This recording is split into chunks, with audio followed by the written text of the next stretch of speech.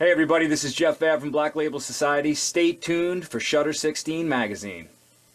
Thank you for taking the time to chat with me here today at Shutter 16. Of course, thanks for having me. Absolutely. So let's talk about the new single, See No Evil, which is coming out this Friday. Yes. Um, how would you describe the song in just a few words? A swift kick in the ass on a Monday morning. All right. All right. A sunny Monday morning. So I think, to me anyway, it feels like it has like a different vibe than the stuff you've done before. A little bit different than the sound than Stealing Souls, kind of. So tell us a little bit about how this song came about, what your inspiration was for it and how it kind of all came together. Um, like again, I wasn't trying to write anything different. It's just kind of a song that came out that way. I definitely have my buddy who I was in this moment with back in the day. He's been playing on these songs with me, Hell in the Hallway and then See No Evil. And the instrumentation is a little bit different too. On Stealing Souls, I played a lot of B3 on all the songs, so that kind of gives it a different vibe as well, So I think that's why maybe these songs do have like a different feel, and different vibe to them. But I don't know why. It's like it's not intentional. It just kind of ended up sounding the way it does. Awesome. Now, is there a certain, message you were trying to get across with this song or something that kind of inspired you to write this one? Yeah, it's basically that song's about like the story of the tortoise and the hare, kind of. Like you feel like you're stuck in the mud sometimes. Everybody's passing you by, but sometimes like slow and steady will win the race, and that's basically what the song is about. Cool. Now, you mentioned that you had a buddy playing on this one, but you also played like a ton of stuff on all your solo material. So tell us a little bit about, all the instruments that you're playing and what's that like for you versus being in a band like Black Label where you're kind of, behind the drum kit. It makes me appreciate just playing drums. That's what most people say. That's what most people say. No, no, no. I love it. I love it. Because it's always a learning process for me. So I love creating. So it's just like it's a process of creating, just like drawing or whatever. So I love that. You know, it's just been a journey. Every day it's like just I record something, I go back, I listen to it. It's that sucks. Let me redo that. Or oh, that's pretty cool. Oh, let me do a harmony. Oh, let me figure out this harmony. Oh, am I doing a third? Am I doing this? So it's just been like just a creative learning process. Yeah. Do you think it's changed who you are as a musician? Do you think it's opened you up a little bit more to different things? I think it does. I definitely think it does. I can't say how, but it probably is going. It makes you listen a little bit differently, probably too. I mean, especially for like a drummer, you might be thinking more like, oh, is this stepping on that guitar part? You know what I mean? A little more than you would if you didn't play. So, yeah, I'm sure it is. I'm sure it is. It might be making me worse. Who knows? No, I don't think so. Now, you released your debut solo album last fall. So kind of what drove your decision to start putting your own material out there into the world? It was just kind of a long time coming. I'd always been hacking away at playing guitar. And then after joining Black Label almost 10 years ago, over 10 years ago now, I just, I'm surrounded by those guys, you know what I mean? So it's like the musicianship is high. So I learned from them. And sitting around in a bus, and there's guitars around, and then JD, John DeServio, the bass player, is like a musical genius. He went to Berklee College of Music, and he literally could be a professor. So I always say, like I joke, I went to the JD School of Music because, he's just taught me so much, and it was just kind of like that. And then through the years, practicing with them and learning things with them, and JD teaching me things, I was playing more guitar. And just playing more guitar, and then COVID hit. Okay. And then we had so much time off, and I was just playing guitar. I ended up playing more guitar than anything, and then with that came more songwriting. I'd always I started songwriting like 10 years before this, okay? So this has been kind of like me practicing, But I never had my own like Pro Tools or anything like that. So when I finally got that, I could do it at home, and it was just like you record, you listen back. It's either you like it or you don't, so you go back, and it's just that, you know. And it was just like a learning process that I did a ton of that in during COVID. So I wrote like, you know, I don't even know how many songs, probably like 50 songs, you know, and then like the latter of those songs ended up, you know, going on the Stealing Souls record. Okay. So are you in the process of writing more songs, or do you have kind of everything that's coming out was already written? No, what, right now? Yeah. With stuff? No, I'm still writing. I have enough songs for a record, but Okay. I just keep writing. And then I'm like, oh, well, this one's cool too, you know? So, but like, I'll write them, and I'm playing everything like I was on Stealing Souls, but the difference is then I send it to my buddy, Blake, and then he'll replay my guitar parts Okay. and then add his own thing. Because that's what I want to do. You know what I mean? I'm like, I want your input. I want you to, you know, I want to do this record with you, and you kind of like produce it a little bit. Because sometimes when you're doing everything, you can kind of get stuck in your own world, and it's nice to have that other perspective. Sure. So he's been kind of producing it, you know? I mean, not kind of, he is, you know? So, but I am playing everything, you know, the bass, the drums, the guitars, the you know, and singing. And then I'll send it over to him, and then he'll be like, hey, how about you try this? Or how about try this harmony too? Or, you know, so it's just more learning, you know? Absolutely. Are you happy with how the first record came out and how things are progressing this so far? Totally. I'm stoked on the first album. It was great. Adam Fuller, that actually works on all the Black Label records, he did it for me, which was awesome. So I would send him the tracks, and he would mix them for me. And, you know, I was really novice at that point as recording. So, like, he had to deal with a lot. He'd be like, dude, your mics are too loud over here. You need to turn this down. You know what I mean? So I give it up to him. He really worked with me. But, yeah, I'm stoked on it. Awesome. Awesome. Now, you said you had been writing for a long time, and then, of course, during COVID. Is there a certain process that you use, or is it just kind of as things, like, inspire you and hit you in the moment? You know what it is? It's like a cup of coffee in the morning, grab the guitar, start hacking away, and then I just get into it. You know, I don't really ever have like a full song idea. Like I just I start, and then I'll start on a guitar, and then, okay, cool. Okay, I could go here. Just get a skeleton structure down. I'll track that to a metronome, and then I'll lay some drums down. You know, and then I'll start adjusting things. Okay, cool. Let me go replay this guitar. Actually, I'm going to do this now that I got the drums down. You know, and then I'll go back and I'll do the bass, you know, and then I'll start with the vocals. As a drummer and, you know, recording with Black Label and playing with them, is it harder or easier when you're adding your, you know, your drums to your own music versus something that maybe other people were collaborating with the writing? It's no different to me. It's no different to me. I guess maybe just adjusting to what you know, you have to adjust to what somebody else wants, you know. So I guess it is a little different because you might think that was really happening, and they're like, no. You know what I mean? Right, right. You know what I mean? So it's a little bit of an adjustment, I guess, because you don't have the liberty of doing whatever you want to do, you know? But that's okay too, you know? Right, right. Different situation.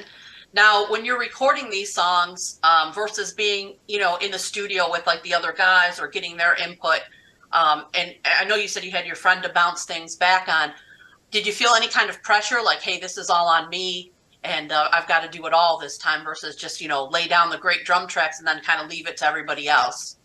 Well, you know what? I didn't really even kind of know what I was getting into, how much it was going to be, you know. So I didn't really I didn't have those moments until it was like promotion, and then all this, and then, oh my God, I got to learn about Spotify and playlists, and like, you know what I mean? Like that's when it started to become like, oh my, this is a ton of work. And then videos, you know, especially when I started incorporating, like doing my own videos and then doing that. Yeah. But it wasn't all at once, you know, so I guess it was kind of like I was just kind of taking it as it came. And yeah, I felt there was moments of like being overwhelmed, of course. But then, you know, you got to, just like in anything else, you just got to kind of realize, okay, I'm getting overwhelmed. My mind's driving me crazy. I need to just kind of get, you know, get centered and do this. Now, you said the videos, and I saw the video for See No Evil, so it's totally cool, and I see the artwork behind you. Are you involved in the creation of that, the artwork and that kind of thing? Yeah, I do it all. Oh, awesome. Okay, I didn't know that. So tell us a little bit about how that idea came, for the video artwork with that. Well, because it says softly catch the monkey in the chorus. So I said, oh yeah, I'm going to use like the see no evil, speak no evil, hear no evil, and then that's where it became. That's like okay, I'm gonna roll with that. It's just like songwriting with me. It's like I don't have like the whole thing yet. I just kind of go, and I'll like make like three different videos for one video, and then I'll start editing everything together. Start layering stuff on top and go, oh, that looks cool there. And then so it's not like just one thing of content and then there's the video. It's like it takes a while. You know what I mean? But because that's kind of how I do it, just like the songwriting. It's kind of like not that I have like this thing like, okay, this is how the song's gonna go, and this is the chorus, and then I'm gonna go into the bridge here, and then you know what I mean. It's like I kind of just go, and it kind of just starts to like a stream of consciousness, kind of. Cool, cool. Now I know you have a couple more singles that are going to be coming up down the road, and I'm assuming that, like you said, you already have a lot of material. Will you have a full album that's going to follow? Yeah, Okay, cool. definitely. And more videos for these new releases. For each song. Okay, So, cool. yeah, it's just give some people just something to watch, and I think it's kind of makes it a little more interesting. It does, because I think nowadays, versus when I was young and getting into music, you had to go to the record store and you had to buy an album, which I miss, and it's super cool, and I do still have vinyl. But that artwork aspect, I think now the video is our kind of album artwork type thing where people can get a feel for things. And it's also cool because people listen and watch on so many different platforms now. So some people strictly like to YouTube their music. Yeah. And some people are the Spotify. So it's cool to incorporate, I think, all the different things for every song. It makes it just so much more out there for everybody to get. Absolutely. It kind of takes them on a little journey too, which is cool. Yeah, my dad recently discovered last year YouTube. So I think he would be in a sore spot without YouTube right now because that's his go-to for music, which I would have never thought because he's very anti-tech and very anti-whatever. But if I took his iPhone and his YouTube away right now, we would have a serious issue. Now, with the singles and another album coming up, and I know you're always busy with Black Label and everything going on, but do you think you'd be able to do any shows to showcase the solo material? I really hope so. I hope I can do some this summer. I'm planning on it if I can. Okay. It would be awesome, 'cause I know we're going to have some time off. So I'm like, while we have the time off, I'm like, I'd like to do as much as I can. So I'm just trying to do as much as I can, like write as much as I can and just put as much stuff I can, as much music as I can out, do some videos and then, hit some shows, and I'm really stoked. Now, would you put together a band specifically for doing the shows with you? Definitely. Okay. Do you have guys in mind that you might want to ask to do that? And I do. I have some friends in mind, so that should be cool. I know, a lot of people are like, well, you're going to play drums and sing? I'm like, I don't think so. I think I'm going to let some of my drummer friends play. Okay. And then I'm going to step away from that for this, Okay. How do you feel about that, going into the front and being the front man kind of instead of the behind everyone man? It's going to be interesting, but I love when I walk out and throw the drumsticks out, so I'm going to pretend that I'm throwing out drumsticks. I might actually have the drumsticks and just throw them out. Just so I feel comfortable. Right. Yeah, it will take you a little bit out of your comfort zone, but like you said, everything's a journey and a growing process, and it'll be great. Really, I mean, to me, it's just kind of like, just go for it. What do you got to lose? Who cares? You make a fool out of yourself. You get up and do it again the next night, and get better and easier. Whatever. Awesome. Well, I hope that you get to put together, some shows around the United States, and if you hit the Southeast, I want to check it out. Absolutely, definitely. Yeah, that would be cool. Super cool. I love your drumming. I love everything you've done with Black Label. So tell me a little bit about how you first got into playing the drums and kind of maybe the drummer that's most influenced you or most important to you? I would have to say I got into drumming at about 10 years old. I didn't get a drum kit for a while though. My mom was like, she waited.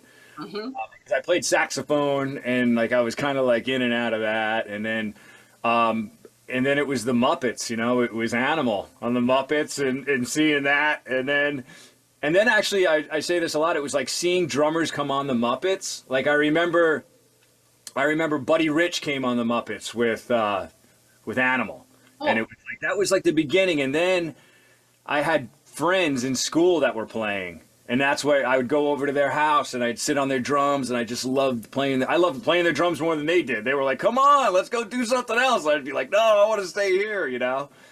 And we had like some choice albums in the house. We had Van Halen, so I grew up with listening to Alex Van Halen. I grew up listening to Bill Ward, Black Sabbath. Grew up listening to Phil Rudd, AC/DC. Grew up listening to, of course, like Tommy Lee, Motley Crue and all that.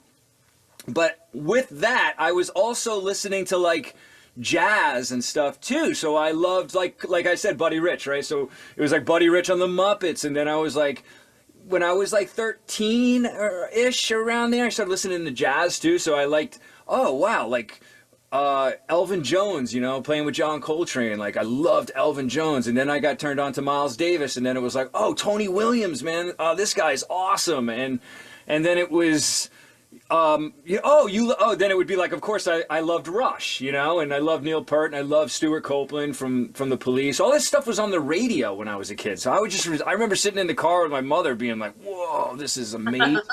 Had that, and then all the classic '70s stuff too. So it was such an awesome time. It was so inspiring. So I had like this plethora of drummers that I was growing up listening to, and I just loved it all.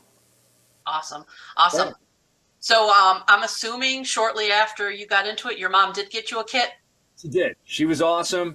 She got me a drum kit for Christmas. I was 12. I think actually no, I was 11.